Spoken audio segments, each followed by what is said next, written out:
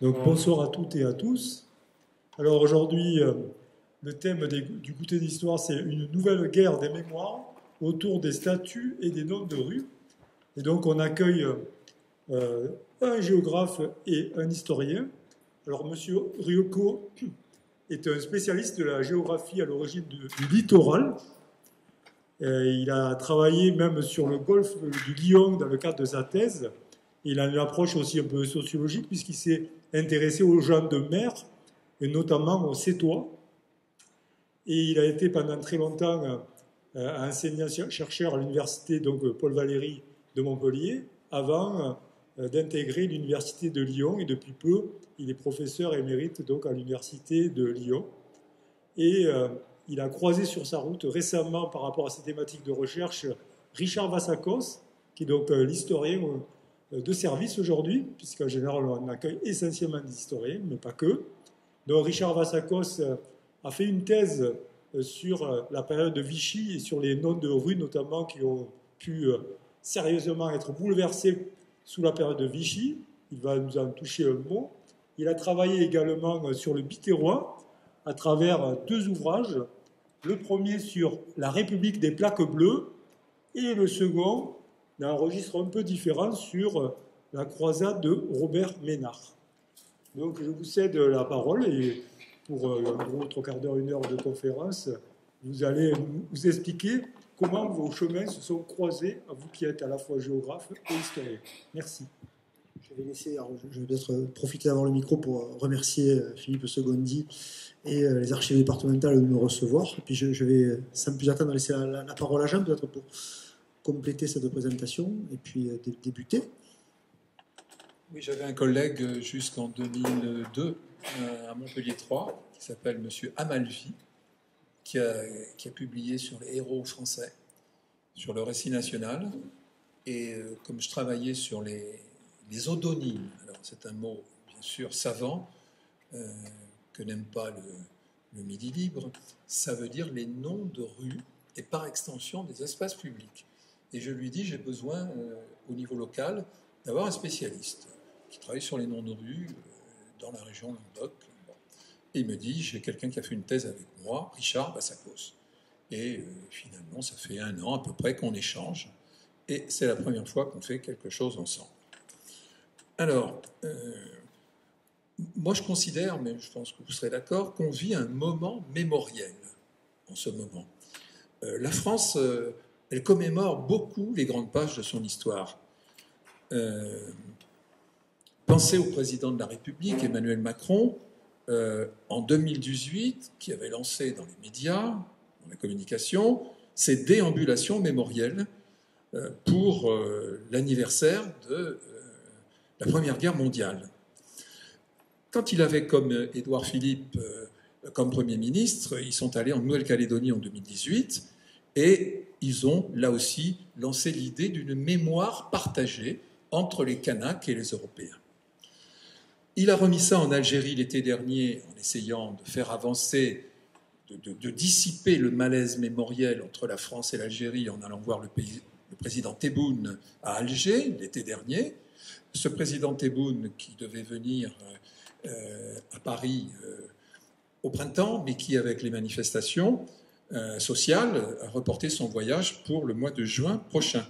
Il a fait la même chose, la même démarche au Cameroun, cette idée d'une mémoire commune, d'une mémoire partagée. Alors c'est vrai que la France, comme beaucoup de pays du monde et européens, s'interroge sur son destin collectif, bien que le mot sous le président Sarkozy ait été tabou, sur son identité. Je n'irai pas dire jusqu'à l'identité française. Alors on a un climat, on a un moment mémoriel en ce moment, depuis quelques années, même avant, depuis les années 2020, avec Black Lives Matter aux États-Unis. Depuis plusieurs années, depuis 5 ou 6 ans, on a un climat mémoriel qui est chaotique et qui est très difficile à déchiffrer. Et qu'est-ce qu'il y a dans ce climat mémoriel? Il repose en quoi? Quels sont les actes pour rendre hommage, célébrer, commémorer des personnalités? Soit il y a les statues, la statuaire, on en parlera tous les deux. soit il y a les odonymes, les noms de rues, les noms des espaces publics, soit, et c'est une véritable course, pas une guerre, mais une course à Paris, les hommages nationaux. Le Louvre, qui concurrence les Invalides, qui concurrence lui-même le Panthéon. Mais la mairie de Paris, qui depuis 2018 a pratiquement fait 600, 700 hommages par des plaques bleues émaillées, c'est la propriété de Paris, c'est-à-dire par des noms de rues nouveaux. Et on verra que ces noms de rues, ils vont concerner d'infimes espaces, de véritables recoins. Alors, le mot odonymie, ça vient du grec odos, qui veut dire route. Ce sont surtout les plaques bleues émaillées. On peut dire qu'il y a une accélération des mémoires, qu'il y a d'innombrables mémoires, mais le problème, c'est qu'elles sont contradictoires entre elles. En tout cas, ce qu'on peut dire, c'est qu'il y a une accélération, il vous en parlera, Richard, de l'histoire et de là ou des mémoires, et qu'on a des revendications mémorielles toujours plus nombreuses et plus, on va dire, radicalisées. Pour certains, c'est un abus de mémoire, entre guillemets. Il y a trop de demandes mémorielles. Alors, il y a une infinité de récits, mais il y a un récit, il vous en parlera aussi en tant qu'historien, qui pourrait mettre tout le monde d'accord. Il ne le fait pas. C'est le cas du récit national, qui est une façon de désigner l'histoire d'un pays, mais en la valorisant. Alors évidemment, ce récit national, qui est surtout incarné par les inscriptions, par le transfert des cendres ou par les hommages rendus au Panthéon, évidemment, il exclut, il est exclusif. Il a tous les risques du récit officiel. Et Pierre Nora, en 1997, dans les lieux de mémoire, montre bien que des périodes sombres de notre histoire ne sont pas prises en compte par ce récit national. C'est le cas de l'esclavage et de la colonisation. L'histoire des femmes, et bien sûr, est complètement minorée. Elles sont invisibilisées. C'est le cas des minorités religieuses et c'est le cas des différentes vagues d'immigration. Alors, avant de lui laisser la parole, je reprendrai une phrase d'Albert Camus. « Mal nommer les choses, c'est ajouter au malheur du monde. » Et de manière beaucoup plus opérationnelle, une loi votée en février 2023 oblige toutes les communes françaises à nommer ces voies de communication et à numéroter les habitations. C'est ce qu'on appelle l'adressage. Ce n'est pas, si vous êtes venu en voiture, avec cet énorme rond-point où on est tous passés tout à l'heure, ce n'est pas le rond-point René Char, je crois, qui lui n'est pas une adresse postale, qui lui n'est pas un adressage, mais qui est un hommage par une plaque bleue sans que ça corresponde à une adresse officielle. Alors moi, je vais un peu historiciser ces questions. Voilà, le titre est explicite, hein, nommer les espaces publics, c'est une question ancienne, et les affrontements auxquels Jean vient de faire allusion ne datent pas des années 2020. La toponymie, en fait, est devenue un objet politique à partir du XVIIe, XVIIIe siècle. Alors, la statuaire était entre les mains de l'Église et des princes déjà dès l'âge moderne et avant, hein. Mais l'odonymie, en fait, était tout à fait spontanée. La dénomination des lieux était changeante, elle était initiée par l'habitude. C'est-à-dire qu'on utilisait les noms de métiers, les noms de corporations, on peut trouver la rue des tanneurs, la rue du chat qui pêche, le nom du propriétaire qui pouvait donner son nom à la voie, et puis ça pouvait changer. D'ailleurs, pendant très longtemps, il n'y avait pas de plaque. La normalisation des dénominations a eu lieu à partir du XVIIe, XVIIIe siècle. C'est le cas aux alentours de 1750 à Toulouse, par exemple, où les consuls font apposer des plaques peintes à l'huile avec les dénominations urbaines. À partir de ce moment-là, justement, le pouvoir politique, les princes, voient l'intérêt qu'il y a à se saisir des odonymes, de la toponymie urbaine, et ils vont donner leur nom, utiliser leur nom pour les attribuer à des places prestigieuses. Des places, des voies prestigieuses vont prendre le nom des princes, des rois, et en particulier, on va avoir aussi un effet de capillarité avec les statues éponymes qui vont donner leur nom aux grandes places qui sont aménagées pour montrer la puissance et le prestige du pouvoir. Pour Daniel Milhaud, qui a initié ce type de travaux dans le lieu de mémoire de Pierre Nora, c'est contemporain de la monopolisation des grands pouvoirs régaliens du XVIIIe siècle, notamment le fisc, le pouvoir militaire, donc à cette époque-là, et donc on s'approprie aussi ce pouvoir symbolique. Et donc les noms triviaux qui étaient hérités du Moyen-Âge commencent à être éliminés, remplacés par des noms un peu plus polissés. Alors le grand tournant, c'est la Révolution française, avec une explosion dénominative. Lors de la Révolution française, les révolutionnaires vont éliminer les noms féodaux, les noms qui rappellent les princes, et vont commencer à se servir de la toponymie comme une arme politique, une arme de propagande, et ils vont enraciner leur programme politique au coin des rues. Donc on va avoir des noms impersonnels, des rues de la Liberté, des rues de la République, puis également les grands noms, Mirabeau, Voltaire vont s'imposer, vont commencer à s'imposer, les noms de personnages, à partir de ce moment-là. Et à partir de la Révolution, on assiste à un mouvement d'aller-retour au fil du changement des régimes. Lorsque Napoléon s'impose au début du XIXe siècle, il va imposer lui-même des places et des rues Napoléon, des rues impériales, etc. Et donc, on se trouve dans ces affrontements, ces changements, ces allers-retours, si bien que Louis XVIII va légiférer. Ce qui va organiser légalement l'inscription de la toponymie des hommages publics, c'est une ordonnance du 10 juillet 1816 qui stipule que tout hommage public doit être sanctionné d'un décret royal. Donc, à partir de ce moment-là, l'État prend le contrôle très officiellement de la toponymie. Et ce décret va se perpétuer, y compris sous la République. C'est-à-dire que la Seconde République, la Deuxième République et la Troisième République vont utiliser cette arme-là. Et donc, aucun hommage ne pourra être voté comme témoignage de reconnaissance publique sans autorisation préalable du roi. Alors, on a des assouplissements, parfois des raidissements.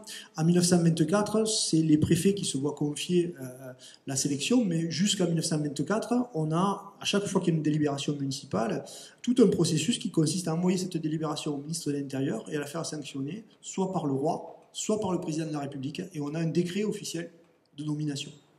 Donc, il y a un véritable contrôle d'État qui est organisé sur la toponymie. Ce contrôle donc, passe au préfet en 1924. Il s'assouplit véritablement avec les lois de décentralisation de 1982. Et aujourd'hui, les communes ont pratiquement toute latitude pour dénommer leurs voies publiques. Elles doivent passer sous le contrôle de légalité de la préfecture, mais il n'y a plus de contrôle sur la nature de la personne qui est honorée.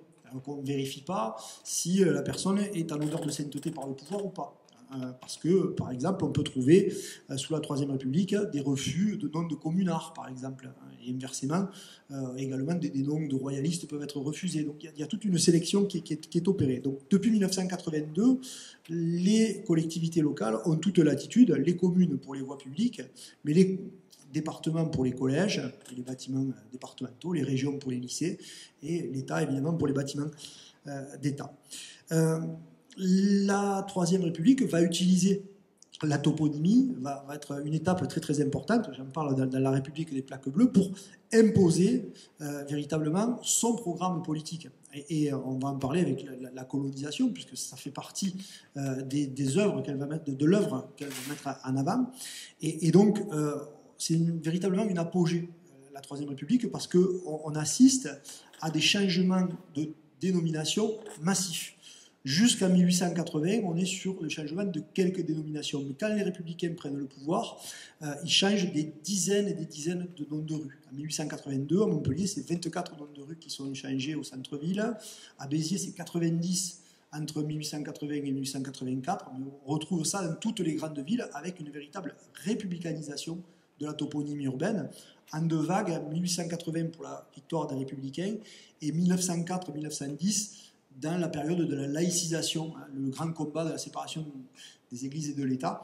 Et donc là, on se retrouve avec des affrontements tenaces. Alors, je vous ai mis 2 exemples ici. Une rue Alfred Dreyfus en 1937 et une rue Philippe Pétain, parce que Vichy va se saisir aussi de cette arme toponymique, et on va avoir des rues Pétain, on va avoir des rues de gauche qui vont être enlevées, des rues Salengro, des rues Barbus, des rues Jaurès qui vont sauter en 1940-1941, et le phénomène inverse en 1944 avec le retour des non-républicains et des non-nouveaux, notamment de résistants.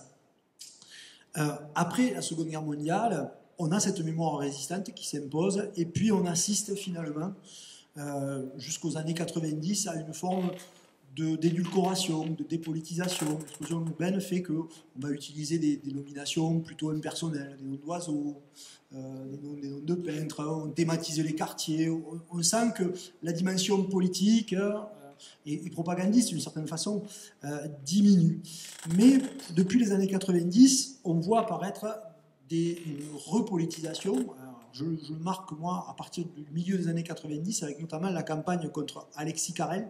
Alexis Carrel, c'était un savant eugéniste qui avait collaboré avec Vichy dans les années 1940, et la Ligue des droits de l'homme milite pour son éviction, et on va voir des rues Alexis Carrel disparaître. À Béziers, par exemple, Alexis Carrel est remplacé par Martin Luther King dès 1983. Et donc, voilà, on voit poindre ces nouvelles thématiques, et à partir des années 2000, la question coloniale et la question féminine qui vont commencer à émerger, mais on va vous en parler plus avant. Juste un rapide point sur la distinction entre histoire et mémoire, pour dire que ce ne sont pas les historiens qui attribuent les dénominations urbaines. Ce sont les politiques. Comme j'essaie de vous le montrer, c'est le conseil municipal validé sous la Troisième République par l'État. Donc dénommer une voie publique, c'est un fait politique qui relève d'un choix mémoriel et non pas de l'histoire. L'histoire, c'est une enquête menée par les historiens, par l'établissement et le recoupement des sources, pour produire un discours véridique sur le passé selon les règles scientifiques, selon la rigueur d'une démarche scientifique. Donc, on ne peut pas parler d'histoire pour une construction statuaire et toponymique. La mémoire, c'est au contraire un processus mémoriel, c'est-à-dire une sélection de faits pour construire un récit. Donc c'est le distinguo que l'on peut établir de ce point de vue-là. Il s'agit d'isoler un événement et de le mettre en cohérence avec d'autres événements qu'on isole et qu'on met en avant. Donc voilà le distinguo très rapide et un peu caricatural que je voulais vous donner. Pour vous donner un exemple, chaque commune construit son récit. Si vous êtes à Nice, boulevard Charles Pasqua, c'est pas la même chose que au rond-point Léon Blum de Narbonne, ou sur l'avenue Stalingrad à Saint-Denis. Et vous voyez bien qu'il y a une construction mémorielle et politique derrière ces choix, et très souvent on peut retracer l'histoire politique de certaines communes par justement les choix qu'elles ont pu effectuer dans le passé. Et l'étude de la dénomination publique est très très intéressante, c'est un révélateur des mentalités, des pratiques politiques, à la fois des élus, des représentants de l'État, mais aussi des usagers qui peuvent protester et éventuellement barbouiller, arracher une plaque. Et puis également, ce que l'on enlève ou ce que l'on met a beaucoup de sens, tout comme ce que l'on ne met pas, ce que l'on oublie a un sens aussi très important dans la toponymie. Je parle trop et je vais passer la parole à Jean. Oui, non, mais chaque période historique favorise les grands événements, ses victoires, ses batailles, a tendance à effacer les marques statuaires ou odonymiques des périodes précédentes, et il vous parlera à la fin de notre exposé, Richard, d'une initiative du président Macron pour dire, bon, il faudrait peut-être faire bouger les lignes. Et donc, il a demandé à un historien, Blanchard, de lui faire une proposition de 318 noms de la diversité. Alors, on a des gens qui vivent encore. Le sportif Stéphane Diagana. Je crois qu'à Frontignan, il y a un gymnase Stéphane Diagana. On a à la fois Coluche et on a à la fois Louis Delgrès, qui s'est illustré contre l'esclavage. Mais on verra que les municipalités, comme il l'a dit, qui sont souveraines, ne sont pas obligées d'en tenir compte. Ou la mairie de Paris, la commission de la mémoire et des anciens combattants que j'ai interviewé, m'a répondu « Mais nous, c'est déjà fait. on ne tiendra pas compte de cette liste des 318. Alors, un point important qu'il a un peu abordé,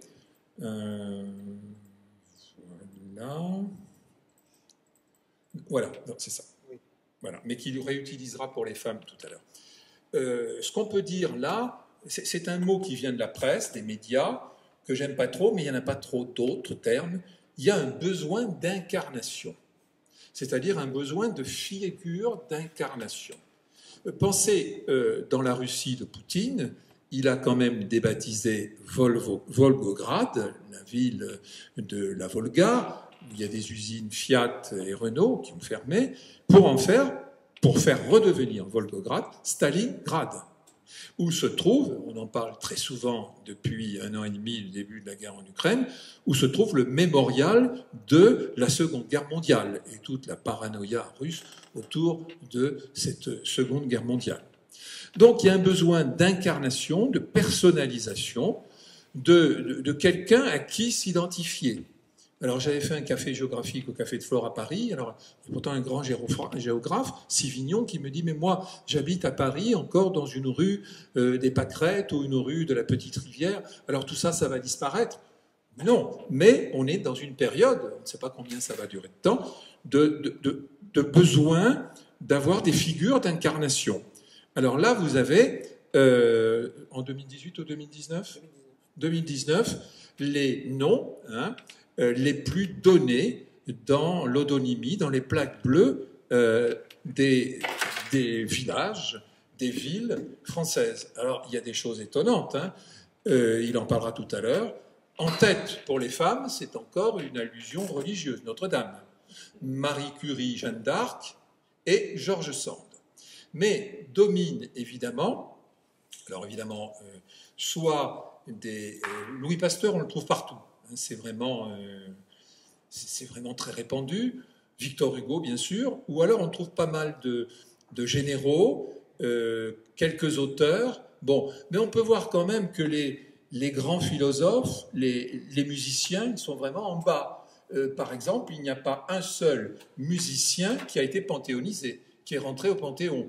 Je crois que Chirac, on lui avait proposé, je ne sais plus qui, il a dit non, ça sera Maurice Genevoix. Donc il y a toujours ces réflexes philosophes, historiens, généraux, des femmes. Il n'y a que 6 au Panthéon, il y a 6 étrangers, il y a 6 femmes au Panthéon. Et évidemment, quand on est panthéonisé, c'est quand même la reconnaissance suprême en France, ça va inspirer les mairies, les commissions dont vous a parlé Richard, pour donner des noms de rues. Alors évidemment, un constat s'impose, c'est encore trop peu féminisé. Alors, on va en venir au point 2.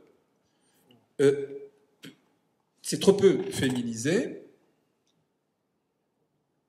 On a rajouté cette diapo.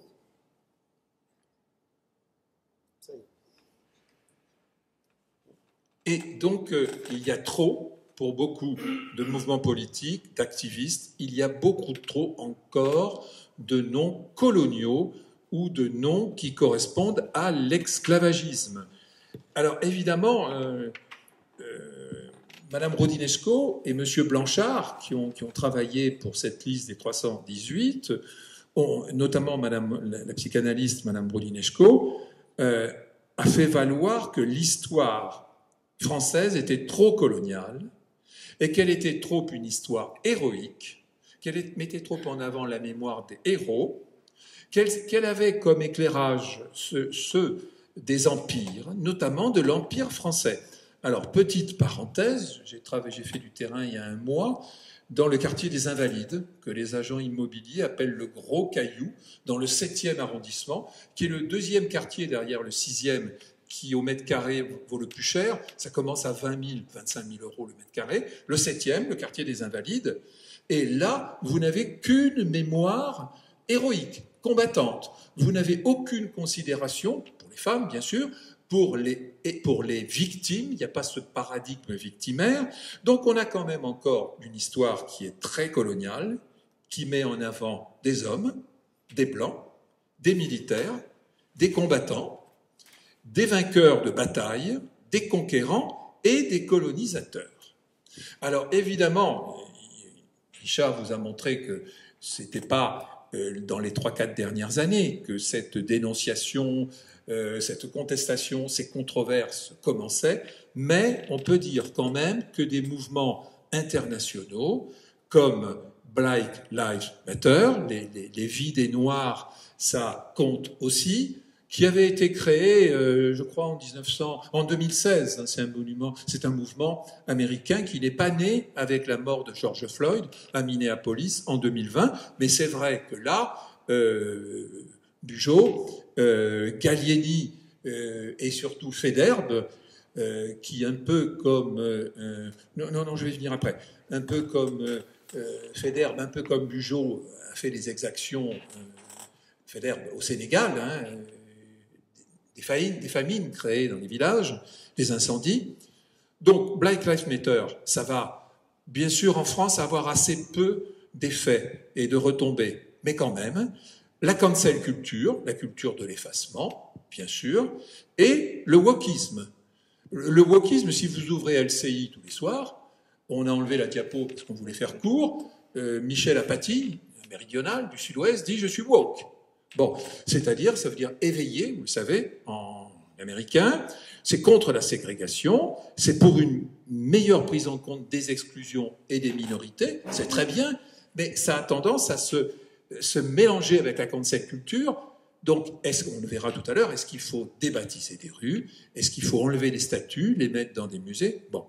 Alors, en France, quand même, ça a eu de l'écho, ces trois mouvements, Black Lives Matter, cancel culture, wokisme, auprès du CRAN, le Conseil représentatif des associations noires, qui sont très présents à Bordeaux, à Nantes, à Saint-Nazaire, à La Rochelle, à Marseille, dans les anciens ports coloniaux. Je vous montrerai des photos dans 2 minutes, SOS Racisme. Mais tous les militants panafricanistes, décolonialistes, anticolonialistes, qui se sont déchaînés contre Federbe, Gallieni, Bugeaud, et autres. Alors prenons le premier, je vais te laisser appuyer, je vais t'exploiter. Bugeaud. Alors j'ai eu de la chance, il y a 2 ans, un été, de me pointer, entre guillemets, dans le 16e arrondissement, à 8h du matin, avec l'avenue Bugeaud. Je me suis dit, je vais faire du micro-trottoir, je vais interroger. Qu'est-ce que je vois? Alors, je fais une photo d'une plaque bleue qui a été grattée par la mairie, il reste quelques traces d'autocollants, très peu contextualisée, avenue Bugeaud. Sa date de mort et de naissance, maréchal de France. Et puis, 10 mètres plus loin, avenue du criminel Bugeaud, bourreau de milliers de civils, emburés et asphyxiés, Algérie, 1844-1845. Et si on va plus loin, vous avez avenue du criminel Bugeaud, et puis vous avez carrément une débaptisation, rebaptisation d'une plaque par SOS Racisme, du nom d'une berbère, kabyle, Lala Fatma Soumer, qui s'est battue contre la colonisation française. Et qui, c'est de l'éphémère. C'est ce qu'un certain nombre d'historiens appellent de la dégradation, du barbouillage, de la graphitomanie, d'un comportement iconoclaste, bref. Mais ça traduit quelque chose.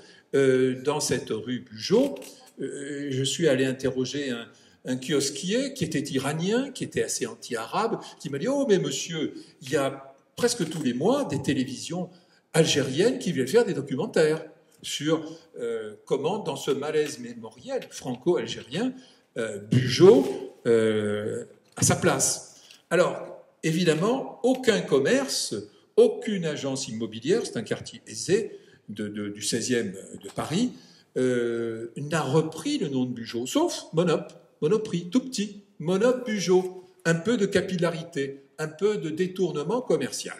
Par contre, ce qui est le plus important, c'est régulièrement, il y a eu, rue de Rivoli, des manifestations anti-Bugeaud.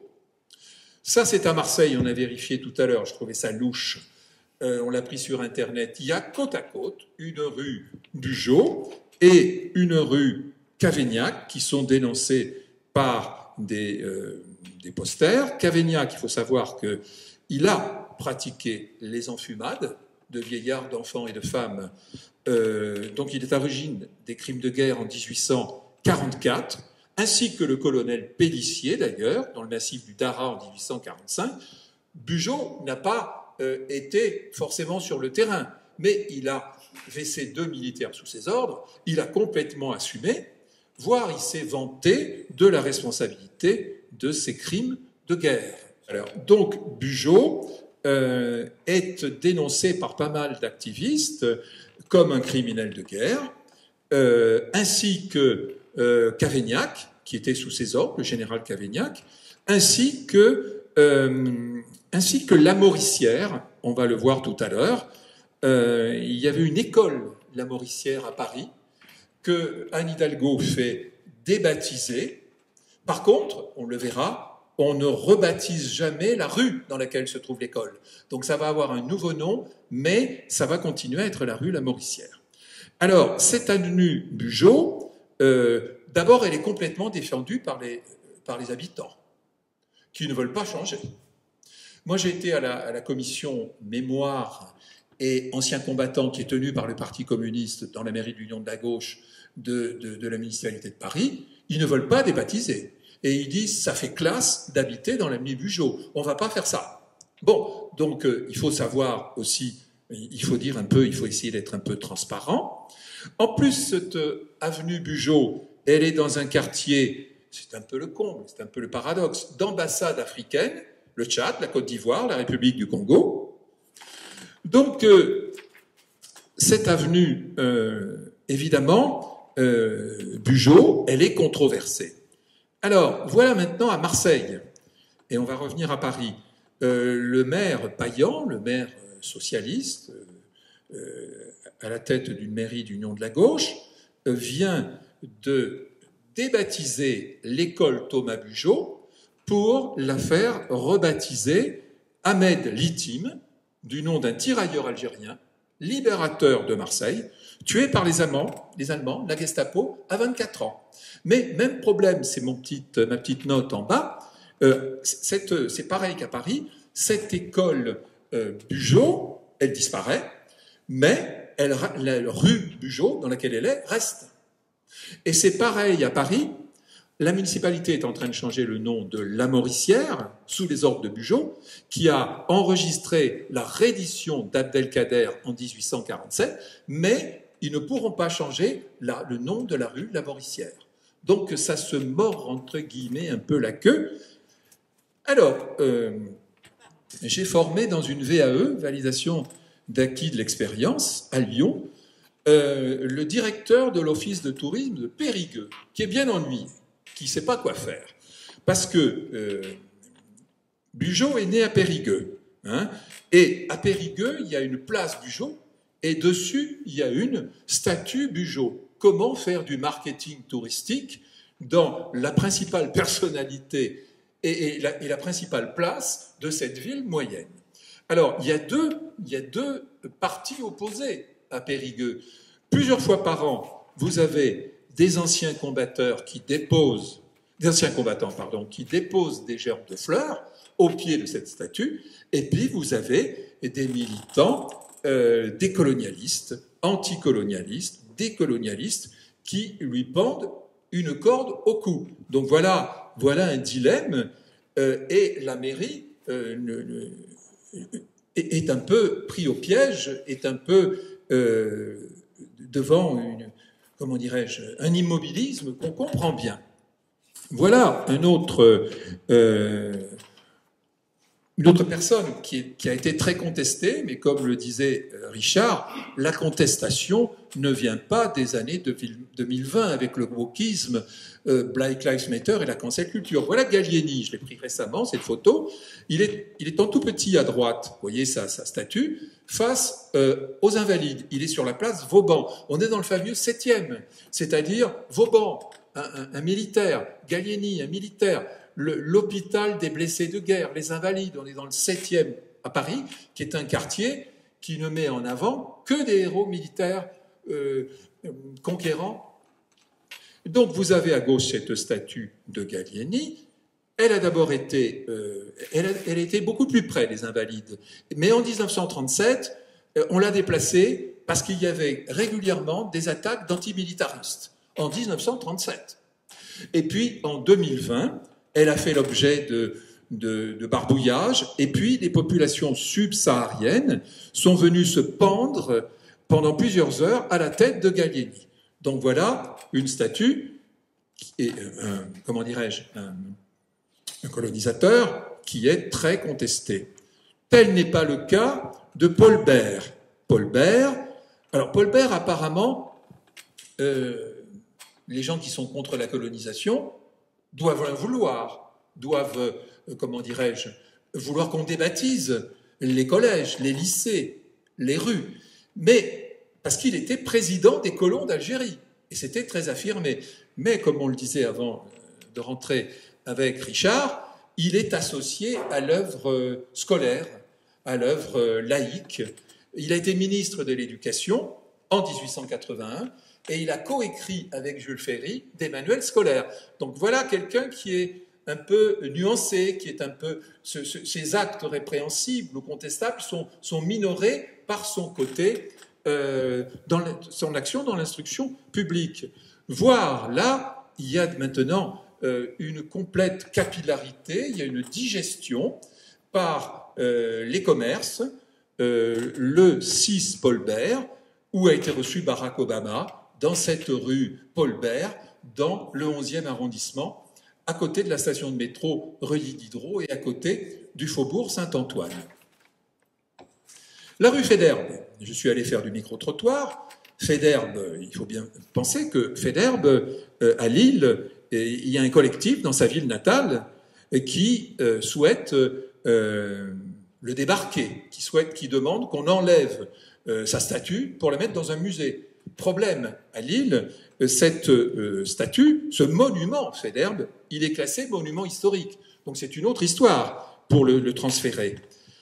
Dans la rue parisienne du 11e, moi j'ai demandé même à des personnes de l'entretien municipal ou d'un fast-food d'origine sénégalaise, ivoirienne, des gens au bas de l'échelle sociale, en leur disant « Alors, Faidherbe, c'est quoi pour vous ?» Que dalle. Et les tirailleurs sénégalais, c'était au moment où sortait le film Tirailleurs. Ah oui, c'est vrai. Donc, à Paris, il est complètement oublié, il est méconnu, notamment pour ses exactions qui valent par leur cruauté, famine provoquée dans des villages sénégalais, villages incendiés, ça n'est pas mieux que les cruautés d'un Bugeaud. Je ne veux pas trop parler. Même, il est complètement récupéré, merci Richard, par les commerces, Faidherbe Bio. Quand on va chez un agent immobilier, on vous dit « Ah oui, ici, vous êtes dans le village Faidherbe. Vous cherchez quel type de logement ?» Donc les agents immobiliers s'en sont complètement emparés et personne ne va, bien sûr, se recueillir sur sa plaque. Même, il y a une plaque humoristique qui singe le logo de la mairie de Paris. Et au contraire, les gens s'arrêtent ou se recueillent devant une plaque en l'honneur, en commémoration des attentats intégristes, djihadistes de 2015 à Paris. Donc, les mémoires se succèdent, on tourne la page, on oublie. Je ne dis pas qu'il faut oublier, mais en tout cas, c'est ce que font les citoyens. Alors, voilà quelqu'un d'intéressant, c'est Lyautey. Bon, Lyautey, c'est le créateur de la mosquée de Paris, de l'exposition universelle à Paris. C'est quelqu'un qui a été résident général du Maroc. Voilà le seul colonisateur dont on a osé, en 1985, qui a 37-38 ans, c'est pas vieux au regard de l'histoire, on a osé construire un véritable monument, une statue-monument, dans l'espace public parisien, tout simplement parce que entre Lyautey, alors pourtant là on est dans le 7e, vous le voyez peut-être pas, mais la diapo du milieu, c'est le patriotisme lorrain est inséparable du patriotisme français. Avant la guerre d'Ukraine, qui aurait pu parler du patriotisme? C'est une notion incongrue. Vous allez dans un lycée ou dans un collège, qu'est-ce que c'est? Bon, il faut l'expliquer, ce mot. Donc on a fait ça parce qu'il n'y a pas un malaise mémoriel, parce qu'il n'y a pas un ressentiment anti-Lyautey. Lyautey, a laissé un assez bon souvenir au Maroc. Le dicton populaire, d'après mes enquêtes, c'est « il a fait plus de bien que de mal ». Il a encore un lycée à Casablanca, le lycée Lyoté. Je crois que la statue a été transférée dans le consulat de France. Autre monument de la colonisation qui pose problème. Là, on est à l'entrée du bois de Vincennes, en face du musée de l'immigration, l'ancien musée des colonies qui avait été décoré par Picasso. C'est un bas-relief qui représente la mission Marchand. C'est dans le 12e arrondissement, la fameuse mission Congo-Nil, où les Français se sont fait lamentablement arrêter par les Anglais à Fashoda. Ils sont revenus en France, ils ont été célébrés comme des vainqueurs. Alors, pourquoi je l'ai mis là? Il est propre, mais il est régulièrement tagué, il est dégradé, il est peint, et régulièrement, il est refait. Il a même été resculpté et reconstruit. Je crois que c'est une des dernières, avant que je te laisse la parole. Voilà dans un quartier un peu bobo, très gentrifié, du 2e arrondissement, une scène qui est intéressante, une enseigne commerciale, dans la rue des Petits Carreaux, où on a quelqu'un de très colonial, avec sa pipe, en habit colonial, qui se fait servir une boisson par entre guillemets, par un boy, par un noir, et évidemment, depuis 2020, ça a été... on a balancé de l'encre noire. Je finis par ce qui s'est passé dans les autres pays. Il y a quelqu'un qui a vraiment posé problème, c'est Cécile Rhodes, qui donnera son nom à la Rhodésie, comme vous le savez, et au Zimbabwe. C'est un des fondateurs du collège Oriel à Cambridge. C'est un généreux donateur à Oxford, pardon. C'est un des généreux donateurs de la ville d'Oxford. Alors voilà deux scènes. Une scène où c'est grillagé depuis cette photo que j'ai prise sur Internet, il a été enlevé. Voilà son buste, sa statue, sur le fronton du collège. Et puis voilà, il y a 3-4 ans, en Afrique du Sud, un démontage de son buste, de cet homme qui a travaillé dans l'industrie diamantaire, pour être mis dans un musée. Dernière personne, en contrepoint, un peu le mal, un peu le bien. Léopold II, ce roi dont le Congo était sa propriété personnelle, qui était d'une cruauté terrible, il faisait couper les poignets et les mains des colonisés et des esclaves. Et puis, à quelques mètres, un hommage tardif à Patrice Lumumba, qui sera le premier ministre de la RDC, de la République démocratique du Congo. Ça ne durera pas longtemps, il meurt en 61, quand Mobutu arrive au pouvoir, soutenu peut-être bien sûr par les Belges en sous-main, par les Américains, et il sera assassiné. Et donc voilà, à partir de 2020, à partir de Black Lives Matter, un hommage qui est rendu à Lumumba en Belgique pour montrer qu'au Royaume-Uni, en Afrique du Sud, un pays d'Afrique subsaharienne, et la Belgique, il y a eu aussi des contestations, des controverses sur ces colonisateurs souvent tristement célèbres. Alors, deuxième fait saillant dans ces années 2000, c'est la question des femmes dans l'espace public. Et ici, c'est une photo qu'a pris Jean, c'est le boulevard Marguerite de Rochechouart, qui est le seul boulevard de Paris à porter un nom de femme, donc qui date de 1864, on est sous Napoléon III et Haussmann, et ça témoigne en réalité de l'invisibilisation des femmes, à la fois sous un régime comme le Second Empire, mais aussi sous la Troisième République, puisqu'on va trouver très très peu de noms de femmes dans le top 50, on va dire, de la toponymie. Jean vous l'a montré tout à l'heure. Dans ce top 50, Marie Curie arrive en 17e position, Jeanne d'Arc en 18e position, on est autour de 1000 voix publiques, ce qui est quand même très très honorable, hein, c'est très très important. 34e position, Georges Sand avec 672 hommages. Ce sont les 3 seuls dans les 40 premiers noms. Donc très très peu de dénominations féminines, y compris par la Troisième République, même si dans les baptêmes très à gauche, on peut rencontrer ce que j'appelle les Vierges rouges. Louise Michel, Pauline Roland vont avoir des hommages au tournant du XXe siècle dans ces baptêmes de 1904-1910 dont je parlais. Georges Sand, toujours aussi dans ces baptêmes qui retracent la généalogie de l'histoire républicaine. Et Jeanne d'Arc, qui est partagée entre la gauche et la droite. C'est une figure plutôt à gauche jusqu'à la fin du XIXe siècle et qui va être appropriée par la droite et l'extrême droite et qu'on va retrouver donc assez mise en avant, notamment sous Vichy.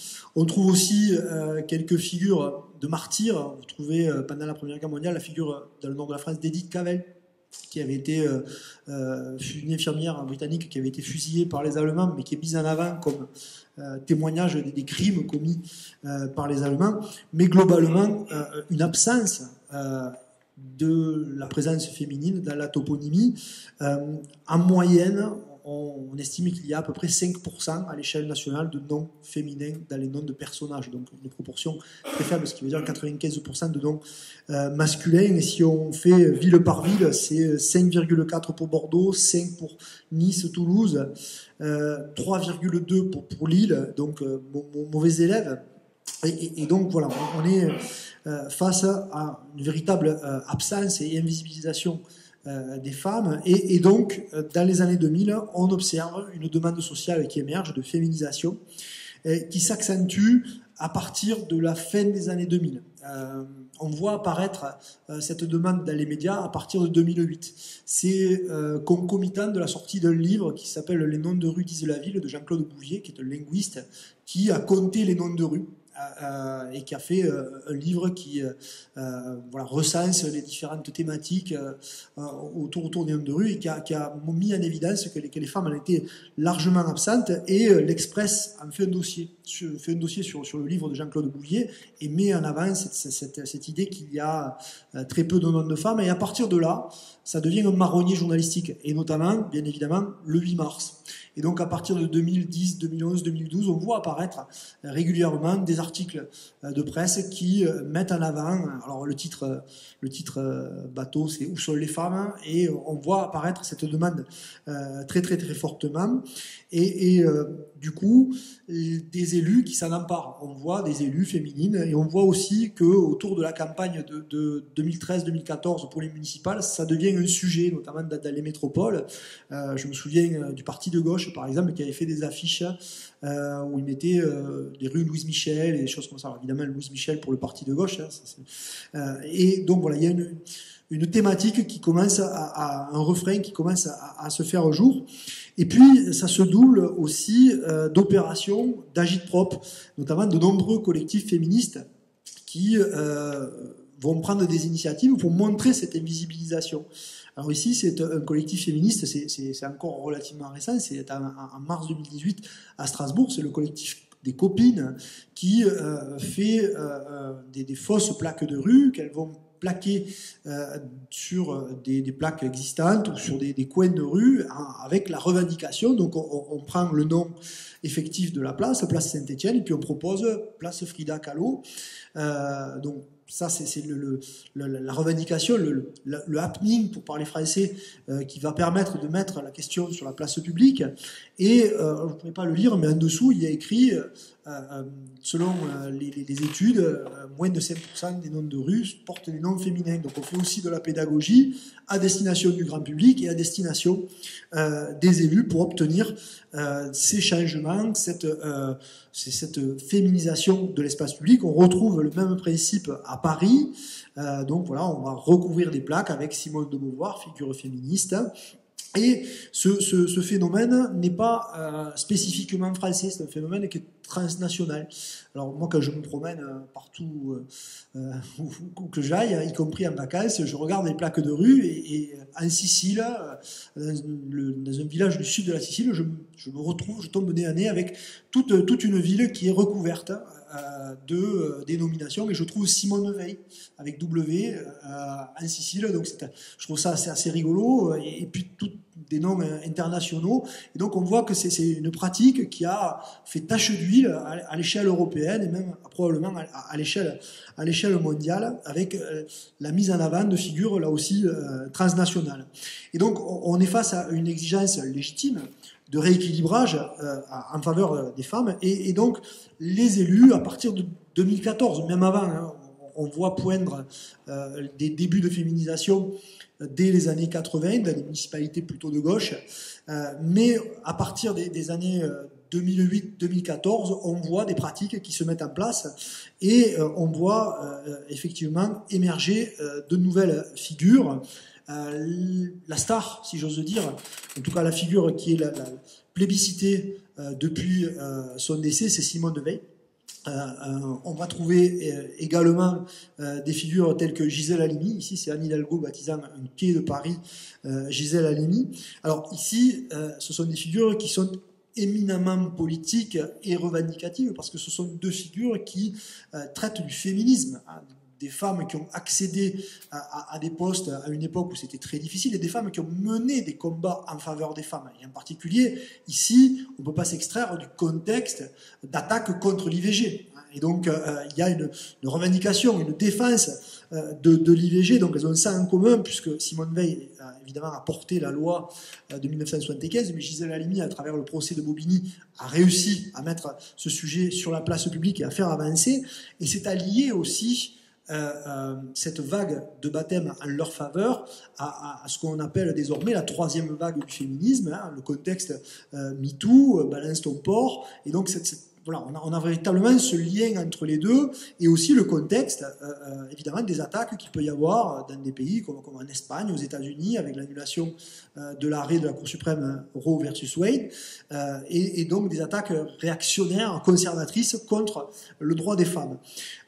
Donc voilà, une mise en avant de ces figures qui sont également, comment dirais-je, dopé ou soutenu aussi par l'effet médiatique et par l'effet de la panthéonisation pour Simone Veil. La panthéonisation, c'est un effet accélérateur dans de nombreuses mises en avant héroïques. C'est le cas pour Jean Moulin, Michel Fratissi l'a bien montré. Après 1964, on voit une accélération autour de la figure de Jean Moulin. Et bien, pour Simone Veil, on peut voir le même processus. Alors Gisèle Halimi, la panthéonisation a été proposée par Benjamin Stora. Il n'est pas évident que le pouvoir politique accède à la demande parce que c'est une figure qui peut heurter certains groupes mémoriels dont parlait Jean, donc parce qu'elle a été avocate du FLN. Donc certains, parmi certains groupes, pourraient l'attaquer, la vilipender, et donc il y aura peut-être une timidité ou une frilosité du pouvoir politique pour la mettre en avant autour du Panthéon. En tous les cas, on voit que des municipalités n'hésitent pas à la mettre en avant. Et donc voilà. Donc les municipalités mettent aussi en pratique les revendications qui ont été exprimées, c'est-à-dire qu'elles essaient de mettre en place des bonnes pratiques, si j'ose dire, en féminisant leur nom de rue. Alors j'ai sauté sur l'actualité. Michael Delafosse a baptisé la promenade Laure Moulin la semaine dernière, évidemment en lien avec le 27 mai et l'anniversaire du premier Conseil national de la résistance en 1943. Et donc c'est près des Arceaux où la photo de Jean Moulin, la plus célèbre, a été prise, mais Philippe Sorel déjà avait pris ce parti en essayant de féminiser. Je me souviens notamment du baptême de la rue Sabine Zlatin qui avait été mis en place également. Et donc certaines communes se fixent des règles. Des règles, par exemple, de rééquilibrage. C'est le cas en particulier à Nantes, où la maire, Johanna Roland, a fait un effort très significatif. Plus de 120 noms de rues féminins ont été baptisés, alors plutôt des rues nouvelles, mais ça rééquilibre, si bien que Nantes apparaît parmi les bonnes élèves désormais, avec 8%. Ça reste quand même très très faible, hein. 8%, on est loin de la parité. Donc depuis 2014, et à peu près 80% des nouveaux baptêmes sont des baptêmes de noms féminins. On voit également la mise en place d'opérations citoyennes, hein. On essaie de proposer aux citoyens de s'approprier ces processus. C'est le cas à Tours avec l'opération La rue est à nous, qui est lancée en 2022, qui est lancée symboliquement le 8 mars, et où on a demandé à la population d'aller sur une plateforme et de faire des propositions de dénomination urbaine. Et puis, une fois que ces propositions ont été recueillies, un vote a été proposé pour pouvoir choisir les nouvelles figures qui allaient pouvoir peupler le panthéon urbain de la commune. Donc une opération finalement de transparence et de partage de la toponymie qui va dans un sens plus démocratique et plus intéressant. Alors je repasse la parole à Jean, puisqu'on va désormais parler des nouvelles figures, des réponses. Non, deux choses qu'on avait dit que je dirais. Ce qu'on peut dire, c'est qu'il y a une course aux hommages à Paris entre le Panthéon, les Invalides, le Louvre, la crypte de la Sorbonne, le Père-Lachaise. Quand on ne sera pas panthéonisé, ce qui est probablement le cas de Gisèle Halimi, dernières informations, on fait un hommage sur la cour des Invalides. C'est ce que Macron devrait faire. Il semble qu'avec sa droitisation, son rapprochement des Républicains, il ne suivra pas son conseiller sur l'Algérie, Stora, et on ne devrait probablement pas panthéoniser Gisèle Halimi. Autre élément, on a une langue qui est plus problématique, le français par rapport à l'anglais. On dit patrimoine, c'est pater, c'est le père. Les Anglais disent heritage. Et donc, maintenant, un certain nombre de mouvements féministes proposent le mot matrimoine, qui ne s'est pas imposé.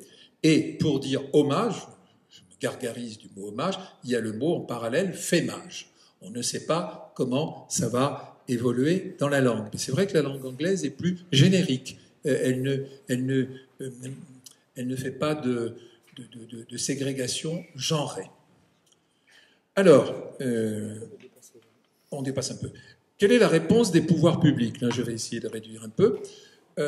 Probablement, il y a une chercheuse qui a travaillé sur les statuts de la discorde, Madame Lalouette, qui a créé ce mot des nouveaux héros, qui encourage des nouvelles narrations, des nouveaux récits sur les opposants qu'elle pousse les mairies à honorer, à célébrer dans ses rues et dans ses statuts. Alors, c'est d'abord le cas, on va dire, au niveau des colonisateurs, on invisibilise les explorateurs parce qu'ils n'ont pas gagné de bataille. Il y a quelqu'un qui est vraiment minoré, c'est Savorgnan de Brazza, cet ingénieur de marine d'origine italienne qui a un malheureux quai à Bordeaux, une rue à Paris, mais qui vient depuis 5-6 ans d'avoir un nouveau monument à Brazzaville, en République du Congo, dont il donne le nom de la capitale. Il faut penser à René Caillé aussi, qui a découvert Tombouctou. Il faut penser à Livingstone, qui n'était pas un combattant, qui était un missionnaire. À côté du marché Saint-Pierre, au pied de Montmartre, vous avez une toute petite rue, Livingstone. Mais évidemment, cette Madame Lalouette propose de nouveaux héros. Alors, ce sont des martyrs de la colonisation française. Abdelkader, il est sur-célébré en France, il est sous-célébré en Algérie. Alors, voilà quelque chose qui est un peu comique. Voilà le Conseil de Paris qui a décidé, à 2 pas de la mosquée de Paris, de créer une place Abdelkader. Vous voyez, vous avez la photo de la place. C'est une micro-placette. Alors, c'est quand même contextualisé, hein, héros national algérien. Déjà, les Algériens ne sont pas d'accord, et notamment les membres de la mosquée qui disent le père de la nation, c'est Messali Hadj, c'est pas Abdelkader, il est trop loin dans le 19e siècle. La mairie de Paris a quand même fait cette minuscule place, ce service minimum, avec la contre-narration d'un nouveau héros. Quelqu'un qui est un peu en dehors du récit ou du roman national ou du récit historique, mais Montpellier fait exception, c'est Toussaint Louverture, dont on parle d'une figure réversible. Il avait des esclaves, il avait 12 esclaves dans la mer des Caraïbes, et puis après il est passé aux Anglais, il est passé aux Espagnols, il est revenu vers la France, et il est devenu abolitionniste. Voilà Madame Hélène Mandroux qui lui rend hommage près du Lez, près de la station de tram Les Berges du Lez.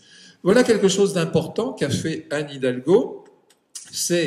Alors, il n'y a plus de place, il n'y a plus de rue, il n'y a plus de square pour créer des espaces à nommer. Donc, elle a inventé, Anne Hidalgo, un jardin. Une place qu'on a végétalisée, on a fait un jardin. Et on a fait un jardin et on a fait une effigie pour honorer la mulâtresse Solitude, qui, en fait, est dite solitude, qui était Rosalie, dont la mère a été violée sur un navire négrier entre le Bénin et la Guadeloupe. Et donc, elle, comme elle était un peu mulâtre, elle a été violée par un négrier blanc, des mulâtres, donc c'était plus favorable. Elle est devenue employée de maison. Et elle est évidemment, elle s'est engagée avec Louis Delgrès dans une colonie de marrons pour s'opposer à la colonisation. Elle tombe enceinte et elle va être exécutée lorsque Napoléon rétablit l'esclavage le lendemain de son accouchement. Il fallait peupler, on la laisse accoucher, on la laisse avoir un enfant et on la laisse accoucher. Mais Anne Hidalgo, alors, lui rend hommage avec un jardin solitude et depuis l'été dernier, par une effigie, elle brandit le manifeste anti-esclavagiste de Louis Delgrès qui sera tué au combat contre les années napoléoniennes et on voit qu'elle est enceinte. Alors, ça c'est plutôt toi qui vas en parler. On va parler des 318. On va parler des 318, pardon. Il y a rien. Donc, on va laisser solitude pour le coup. On va laisser solitude. Donc, la réponse de l'État, voilà, il y a une demande sociale et il y a une réponse de la part des communes, mais il y a aussi une réponse, une tentative de réponse par l'État qui date de 2019-2020. Qui est initié notamment par le président de la République. Et c'est la démarche d'essayer de proposer des figures issues de la diversité pour répondre à cette demande sociale et aux événements qui se produisent depuis 2017, de barbouillage de statues, de graffiti, d'agite-propre, etc. En fait, c'est Emmanuel Macron qui, face à cette contestation, va lancer cette idée. Il le dit pour la première fois le 15 août 2019, lors de la commémoration du débarquement en Provence, qui est un débarquement où il y a de nombreuses troupes qui proviennent de l'empire colonial français, parce que essentiellement c'est une armée coloniale qui débarque. Et donc il propose aux communes, il incite les maires des communes à honorer des soldats de l'armée coloniale qui a libéré la France en 1944, a donc donné des noms de ces soldats. Dans la foulée, l'Office national des anciens combattants envoie à toutes les communes, à toutes les municipalités de France, livrer de 100 notices d'anciens combattants issus de la diversité. Ce livret donc, est envoyé en 2020, début 2020, après l'annonce du président, mais il va un petit peu plus loin et au cours de l'année 2020, il annonce qu'une commission va se mettre en place pour proposer des portraits issus de la diversité. C'est la ministre Nadia Haye qui est chargée de cette mise en place au mois de décembre 2020. Et en fait, c'est lié aussi à un contexte politique, c'est-à-dire que c'est un peu en même temps macroniste ou macronien, dans le sens où on est au moment de la rédaction de la loi séparatisme. Alors d'un côté, il y a une loi qui est particulièrement contestée, qui peut avoir un certain nombre de critiques, et de l'autre, il y a cette jambe sur l'idée sur laquelle on va proposer des figures issues de la diversité. Et donc on nomme un conseil scientifique de 19 personnes avec des historiens assez éminents, notamment je pense à Pascal Blanchard, qui est un historien de la colonisation, Pascal Horry également, mais d'autres figures, Catherine Vitol de Venden, qui est une géographe des migrations, Leila Slimani, Aïssata Seck, qui était responsable de la Fondation de la mémoire pour l'esclavage, mais aussi Rachel Kahn, qui est plus proche d'une ligne que je dirais peut-être plus proche de Jean-Michel Blanquer, parce que en fait, au sein du gouvernement et au sein du pouvoir, il y a aussi des tensions internes. C'est-à-dire que Jean-Michel Blanquer, il a fait il a fait parler de lui, comme la ministre de l'Enseignement supérieur, par des attaques contre le wokisme, contre la cancel culture, qui sont des attaques qui sont des équivalentes à des anathèmes, hein, puisque derrière, je vais le dire, derrière, il n'y a pas vraiment de contenu très très étayé, et donc oui, son père était membre de l'OAS, donc effectivement, il y a des freins, et voilà, même la presse s'est fait l'écho de tensions entre Jean-Michel Blanquer, Pascal Blanchard la ministre Nadia Haye également. Donc voilà, c'est quelque chose qui se passe peut-être un petit peu dans la douleur. Et donc on va charger ce comité de rédiger des fiches qui seront envoyées par la suite, qui seront publiées par la suite pour inciter les communes à donner des noms issus de la diversité. C'est une démarche qui est tout à fait inédite parce que je suis remonté jusqu'au XVIIe, XVIIIe siècle. C'est tout à fait vertical. Depuis 2 siècles, les conseils municipaux n'ont jamais reçu de liste de noms à attribuer. Sous la Troisième République, les édiles connaissent leur histoire de France, connaissent leur programme politique et ils savent où puiser. Ils savent très bien pourquoi ils vont mettre Voltaire, Rousseau et un certain nombre de figures à l'angle des plaques. Et là, donc, on propose ça, c'est très incitatif, c'est très vertical, jupitérien, si j'ose dire.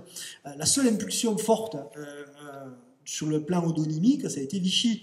Alors pas avec des circulaires, mais enfin des circulaires pour enlever des noms, mais avec des campagnes de presse pour susciter de nouveaux noms, et notamment le nom de Pétain.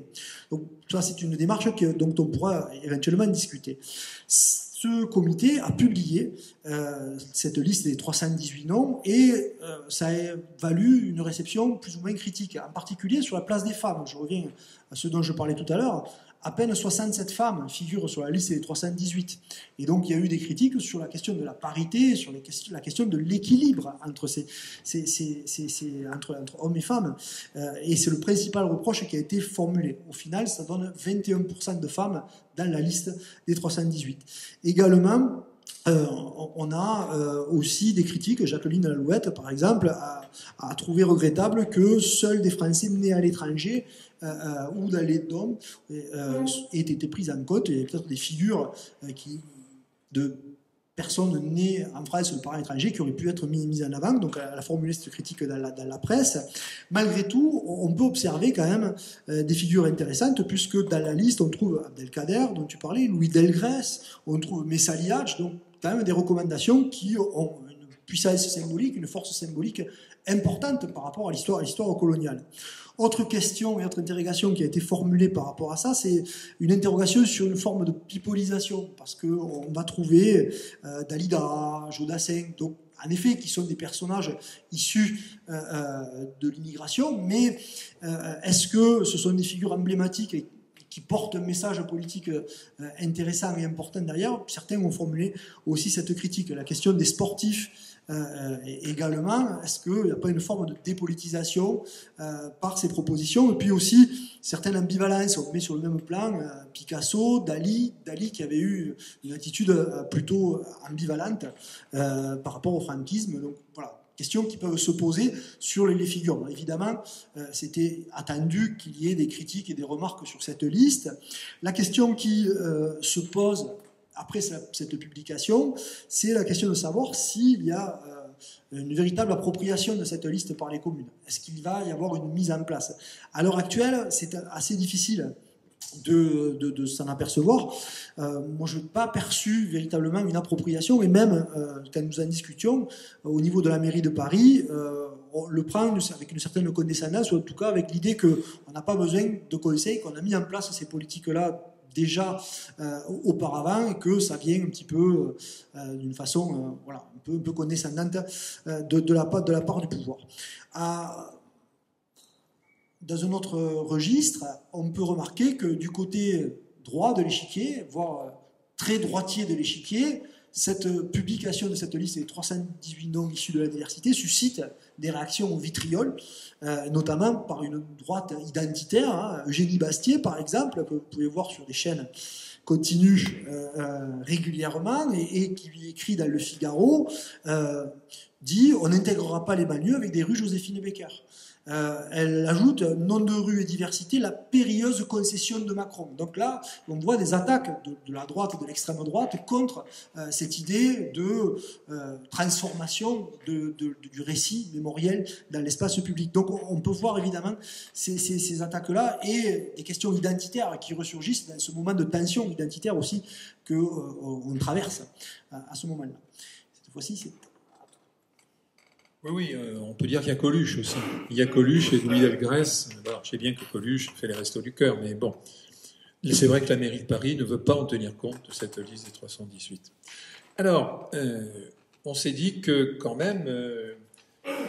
il a déjà préparé le terrain avec la liste des 318, qui ne fait pas référence forcément à l'histoire, puisqu'il y a des gens encore en vie, hein, comme le sportif Diagana.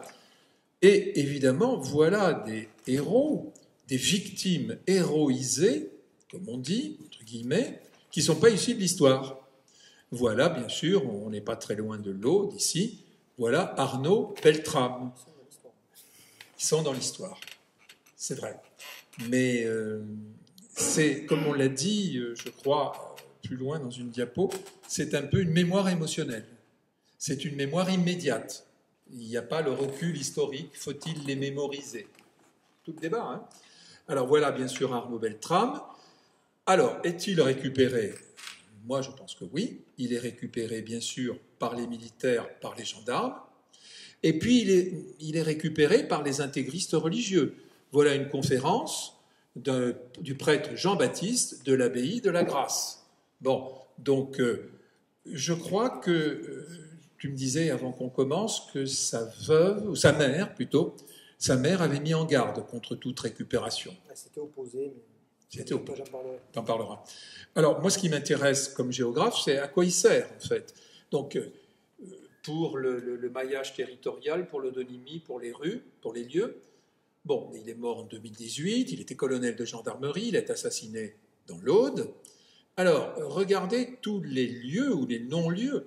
Je reprendrai la formule de Marc Auger, le sociologue.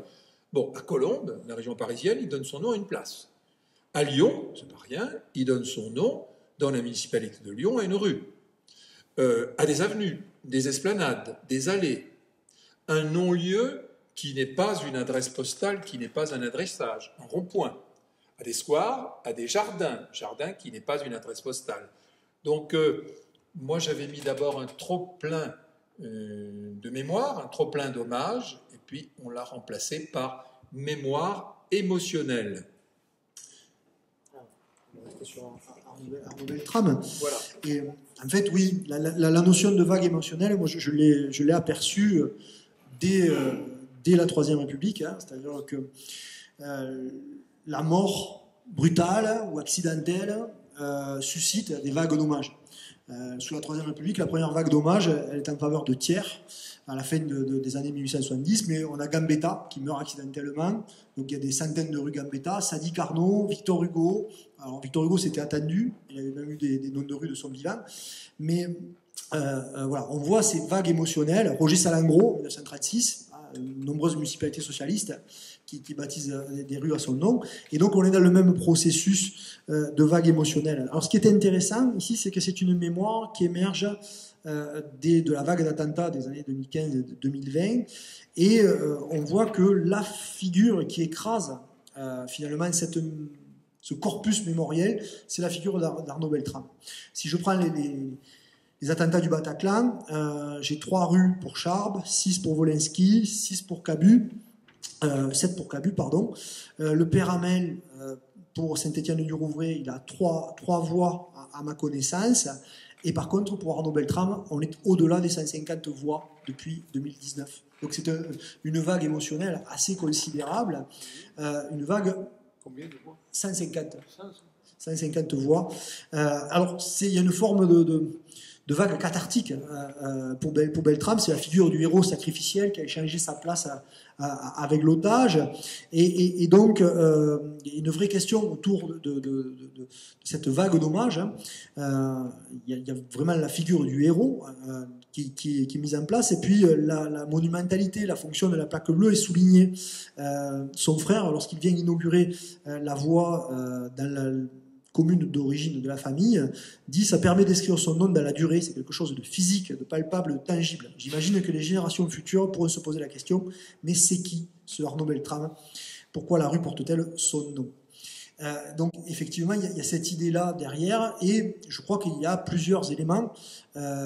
L'idée que la gendarmerie peut-être porte par esprit de corps cette revendication, également une figure qui parle aussi à différents groupes. Hein. On sait qu'Arnaud Beltrame était un catholique pratiquant, mais qu'il était aussi franc-maçon, donc ça peut avoir des implications, et puis peut-être aussi des récupérations dont on peut parler par la suite, en tout cas des élus qui ont essayé de s'approprier la mémoire d'Arnaud Beltrame. Autre figure également qui suscite une vague, alors dans une moindre mesure, puisque moi j'ai recensé pour l'instant une quarantaine d'hommages, c'est Samuel Paty.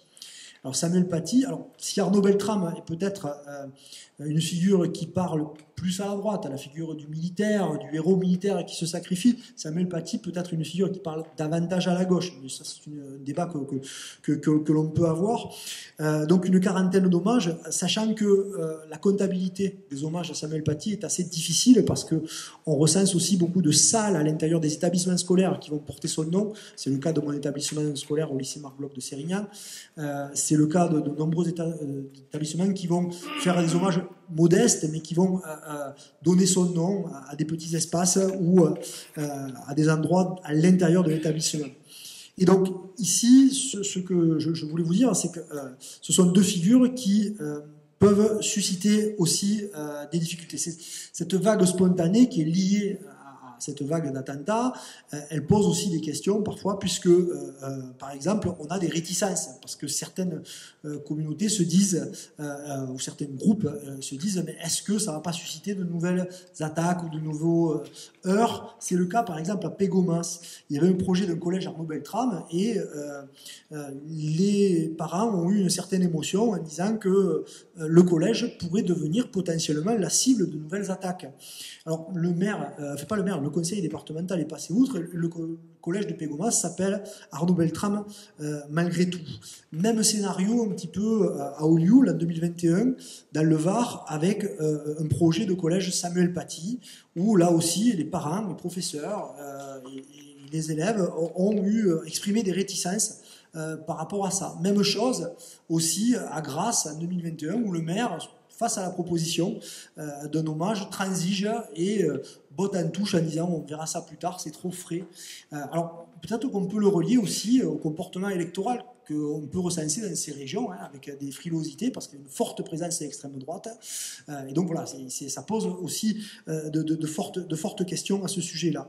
Autre polémique qu'on a pu voir surgir, c'est le fait que Conflans-Sainte-Honorine et le collège même de Samuel Paty ne portent pas le nom de Samuel Paty, et donc ça fait maintenant presque 3 ans, et toujours pas d'hommage. On peut également remarquer qu'il y a des récupérations identitaires de Beltrame et de Paty. C'est le cas notamment à Béziers, dont le maire Robert Bénard, même si il fait semblant un petit peu de s'édulcorer depuis une année, a tendance à effectuer cette récupération. Donc il a baptisé une allée Arnaud Beltrame, mais il va mettre en avant le côté religieux très très fortement. On sait qu'il est relativement proche de certains cercles catholiques, et par exemple lors de l'inauguration, il va utiliser la parabole de Sainte Thérèse de Lisieux pour faire cette inauguration. Même chose avec l'école Samuel Paty. L'école Samuel Paty, elle est construite dans le quartier de la Devèze, le quartier prioritaire, si vous voulez, de la ville. Et donc, il y a quand même une certaine idée ici de mettre face à certains groupes sociaux le nom de Samuel Paty, parce que derrière, il y a la notion de choc des civilisations et peut-être même de désigner l'adversaire. J'en parle longuement pour me faire de l'autopromo dans le livre sur Robert Ménard. Mais voilà, il y a cette idée-là, et donc il y a des polémiques et des tournures politiques. Même chose, lorsque Arnaud Beltrame est décédé, il y a eu plusieurs municipalités, Rassemblement National, ou des conseillers municipaux Rassemblement National, qui ont fait la proposition, qui se sont saisis de son nom pour le mettre en avant, et c'est vrai que ça a suscité la réponse de la maire Arnaud Beltrame, qui avait dit qu'elle refusait les hommages liés à ce parti politique. Alors, elle s'est rétractée par la suite, mais de toute façon, j'en parlais en préambule, en début de conférence, elle n'a pas voix au chapitre d'une certaine façon. C'est-à-dire que les familles ne peuvent pas s'exprimer là-dessus, elles ne peuvent pas refuser. C'est-à-dire que si une municipalité décide d'attribuer un nom, eh bien, c'est son pouvoir et elle peut le faire. Le seul recours serait de faire un recours pour une dénomination qui provoquerait un trouble à l'ordre public. Donc Donc voilà. Mais par exemple, on a vu des appropriations, je parlais de Robert Ménard, mais c'est le cas aussi du sénateur Rassemblement National qui est devenu Reconquête dans l'intervalle, Stéphane Ravier, lors de la campagne des municipales à Marseille, a inauguré, sans autorisation de la mairie, la voie Arnaud Beltrame dans son arrondissement pour faire campagne et s'approprier la figure du colonel. Donc, voilà ce qu'on peut dire sur la question des nouveaux héros et des nouvelles figures qui émergent. Ça interroge parce que penser depuis 6 mois d'énormes manifestations qui ne sont pas seulement contre la réforme des retraites, mais on dit que les CRS, les gendarmes, les pompiers sont mal vus, sont maltraités. Bon, et en même temps, Beltrame est très populaire.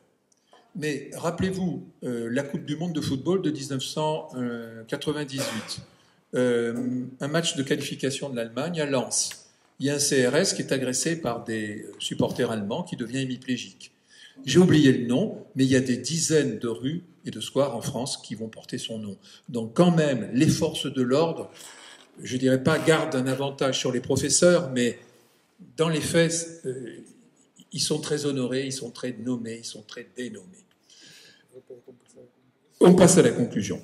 Alors, pourquoi ce moment mémoriel? C'est bien difficile de conclure. Je pense qu'il y a la mondialisation culturelle. Les Français ont peur de la mondialisation, de la langue anglaise, comment dirais-je, des séries américaines. Il y a le rôle des réseaux sociaux, je viens d'en parler, hein, qui vont booster, qui vont accélérer les revendications mémorielles. Et puis, moi, le géographe, je dirais qu'il y a une multiplication des lieux incertains, des lieux flous. Regardez où on est ici. Hein, rond-point René Char, ce très beau bâtiment de pierre vive qui n'est relié à rien. Donc, ce que le sociologue Marc Auger a appelé des non-lieux, les aéroports, les centres commerciaux, les ronds-points. Hier, je suis allé chercher ma femme à Montpellier, sud de France. Comme non-lieu, il n'y a pas mieux. Donc, ça entraîne un brouillage, une perte des repères spatiaux, et j'oserais dire, des repères identitaires. Alors, si on passe à l'histoire est un bloc, que faire? Bugeaud, faut-il débaptiser? Faut-il mettre sa statue dans un musée? Bon, je reprendrai 3 figures historiques françaises. L'écrivain Ernest Renan, qui dit, lors d'une conférence en 1882 à la Sorbonne, sa conférence s'appelait « Qu'est-ce qu'une nation ?» Il dit « Une nation est une âme, un principe spirituel. » Et il suggérait de faire un tri mémoriel, qu'il y avait trop de mémoires, il y avait une trop grande diversité des mémoires en 1882 en France. Il y en a trop. Il faut faire des choix. Alors, Chirac, très très longtemps après, défend le tout mémoire. Il lance la formule « La grandeur d'un pays, c'est d'assumer toute son histoire ». Et Macron, il en a largement parlé, se dit soucieux de n'effacer aucune mémoire, aucun souvenir de l'histoire de France. Et Madame Jacqueline Lalouette, à laquelle on a fait pas mal de références, disent que ces politiques, depuis Chirac jusqu'à Macron, des différents présidents de la République, les Français, dans l'odonymie, dans la statuaire, ils sont très attachés. Les Français ne supportent pas qu'on débaptise leurs noms de rue, même si ce sont des noms controversés, honnis, haïs. Donc, ça pose cette question. Faut-il débaptiser? Faut-il créer de nouveaux noms? Alors, ça pose une question, c'est ce que j'appelle les hommages multiples sans adressage. Voilà un très bel endroit. On est au débouché de la rue de Rennes, à côté de la rue Saint-Benoît, à l'angle du boulevard Saint-Germain. On est sur la place Saint-Germain-des-Prés. Le provincial, le touriste, il voit les 3 trucs, il voit les 3 appellations en 15 mètres. Alors, place Saint-Germain-des-Prés, autant le dire tout de suite, c'est l'adresse postale, c'est l'adressage. Mais Anne Hidalgo, depuis 2 ans, à 15 mètres, 20 mètres de distance, dans un square qui jouxte l'église Saint-Germain-des-Prés, a fait mettre la place Juliette Gréco, féminisation oblige, mais ce n'est pas une adresse postale. Et sur le boulevard Saint-Germain, pratiquement à l'angle du boulevard Saint-Germain et du café littéraire des Trois Magots, place Georges Sartre, Beauvoir, Jean-Paul Sartre, Simone de Beauvoir. Donc, on n'a pas assez d'espace. Ce sont ce qu'on appelle, ce qu'appelle le Bouvier, dans son travail sur les noms de rue, de grands noms pour d'infimes espaces, pour de tout petits espaces. Alors, autre rôle de l'odonymie, des figures d'incarnation, c'est les nouveaux quartiers. Là, on est dans le 17e, un quartier qui a été rasé, vous voyez les tours derrière, le quartier des Batignolles, où bien sûr aucun nom de rue ne subsiste, aucune statue, aucun square, il faut tout recréer. Et là, le diocèse de Paris a fait pression, et puis il y avait aussi la volonté de féminisation, pour qu'on mette en avant l'humanitaire. C'est-à-dire que l'Église catholique veut qu'on mette en avant des noms de l'humanitaire. Alors, il y avait Mère Teresa et Sœur Emmanuelle, c'est un peu la pipolisation. Paris a choisi un prix Nobel de la paix, et non pas quelqu'un de plus mineur, si on peut. Et en plus, c'est une femme. Et là, la mairie a fortement contextualisé, elle a fortement historicisé. À quelques pas de là, dans le 17e, alors on a place 4 roues, là où on a vu la statue de la mulatresse Solitude tout à l'heure, on a sur l'immeuble où il a vécu une plaque en hommage, privée, à Rostropovitch, et à quelques centaines de mètres, toujours dans le 17e, mais dans le quartier des Batignolles, une plaque officielle qui est une adresse, un adressage, la rue Rostropovitch. Alors, moi, je terminerai, donc, si je reviens à notre plan, donc, sur d'émail ou de bronze, un choix éminemment politique. Le président de la République a dit il ne faut pas tuer le passé. La République n'effacera aucune trace ni aucun nom de son histoire. La France est un bloc dans son histoire. Alors, l'ancien étudiant de Paul Ricoeur est à côté de la plaque, à mon avis, pour faire un mauvais jeu de mots. Parce que, en réalité, il ne s'agit pas de ça. Il y a déjà une confusion entre histoire et mémoire. C'est-à-dire que personne ne sortira de l'histoire, y compris les pires personnages de l'histoire de France. Ils seront toujours dans les livres d'histoire. Il y a des thèses qui ont été faites sur la guerre d'Algérie, sur des tas de questions brûlantes, donc ils ne sortiront pas de l'histoire. En revanche, la question de la mémoire est brûlante, c'est-à-dire est-ce qu'on doit conserver ce type de nom? Je vous ai essayé de vous montrer, peut-être depuis le début, qu'honorer des personnages, depuis l'invention de la toponymie de décision, ça répond à un projet civique, c'est un choix politique, puisque ce sont des élus qui le font. Le projet politique et le projet civique de 1885 n'est pas le même que celui de 2023. Donc nos contemporains ont toute légitimité pour interroger les dispositifs mémoriels, les noms de rue, les statuts. Pourquoi serait-il aujourd'hui illégitime de discuter des choix du passé? Vivre dans une rue parrainée par l'enfumeur Bugeaud peut poser question aux gens qui l'habitent. Vivre avec une statue de la Mauricière dans son village, fut-il originaire du Cru, ça peut poser question. C'est un choix démocratique. Et c'est un choix démocratique donc fait par des élus qui en répondent devant leurs électeurs. Donc ce qu'une délibération a fait dans le passé, une délibération présente peut le défaire. Donc entre honneur et déshonneur, tout cela ne peut être tranché que par le processus démocratique. Alors ensuite, il peut y avoir des façons d'aménager, des contre-monuments, de la pédagogie, des plaques à poser en dessous de la plaque existante, etc. Parce que ce travail-là n'est pas facile. On a parlé souvent du refus des habitants de certaines rues de voir débaptiser à Paris la rue Bugeaud, la rue La Mauricière. Mais en fait, ce n'est pas par idéologie, par connaissance du personnage qui souvent est ignoré par les habitants, et quand ils le savent, ils font la sourde oreille. C'est parce qu'en fait, il faut changer les adresses du téléphone, de l'assurance, etc. Et que le fait de débaptiser la rue va donner un souci administratif considérable. C'est pareil, c'est pas quelque chose de nouveau. Lorsque, sous la Troisième République, les républicains changent les noms de rue, les seuls qui protestent, ce sont les commerçants qui disent « mais moi, mon adresse change, donc les gens, ils savent pas me trouver ». Donc, il y a un débat démocratique, il faut faire de la pédagogie, mais ça doit être tranché dans un cadre démocratique, me semble-t-il, et bien faire la distinction entre l'histoire et la mémoire. Voilà. Et donc, il y a des positions qui sont beaucoup plus radicales. Il y a des gens, des historiens, y compris, qui disent il faut tout déboulonner.